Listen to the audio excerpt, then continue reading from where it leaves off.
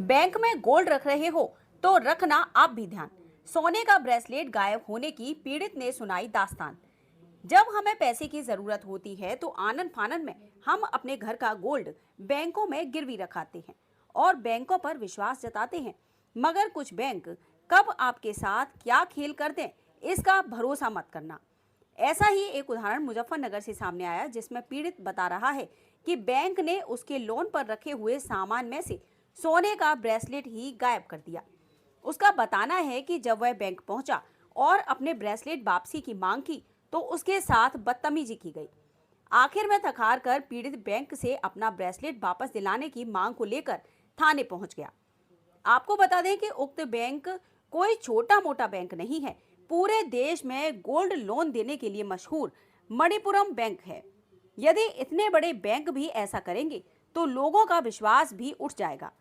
इस मामले में जब बैंक कर्मियों से बात की गई तो उन्होंने बात मानने से ही इनकार कर दिया। आप भी खुद सुने और देखें पीड़ित की जुबानी पूरी कहानी। क्या नाम है आपका? मेरा नाम पंकज शर्मा। पंकज जी, आपका घोटाले का मामला है कोई बैंक को लेकर, क्या मामला है? ये मणप्पुरम जो गोल्ड लोन की शाखा है श्रीराम स्वीट्स के सामने भोपाल रोड पर, ये उसका मामला है। वहाँ पर मैंने कुछ अपना गोल्ड लास्ट ईयर गिरवी रखा था और उसी गोल्ड में ऐड कराकर आईसीआईसी बैंक से रिलीज कराकर टेक ओवर, जिसको कहा जाता है, टेक ओवर कराकर उसमें एक गोल्ड ऐड कराया था। तो बैंक वहाँ के शाखा के कर्मचारियों ने जो सोना मेरा ऐड किया, मर्ज किया, उसमें से अब जब मैं रिलीज कराने के लिए पहुंचा तो उसमें से एक आइटम उन्होंने बिना ब्रेसलेट उठाकर वो गायब कर दिया। और जब मैंने कहा कि आप इसकी जांच कीजिए तो मतलब मिसबिहेव करने लगे और तरह तरह टरकाने लगे कि इसकी जांच हम बाद में करेंगे, आपको बताएंगे। जब कई दिन बीत गए उसके बाद जब मुझे कोई ऐसा कोई सेटिस्फेक्शन वाला रिप्लाई नहीं मिला तो फिर मैं आज दोबारा जब गया और दबाव देने पर जो मैंने अपने कागजात वहाँ से निकलवाए तो मैंने उसमें पाया कि उन्होंने मेरे नाम से फर्जी साइन करके अलग ही लोन इशू किया हुआ है।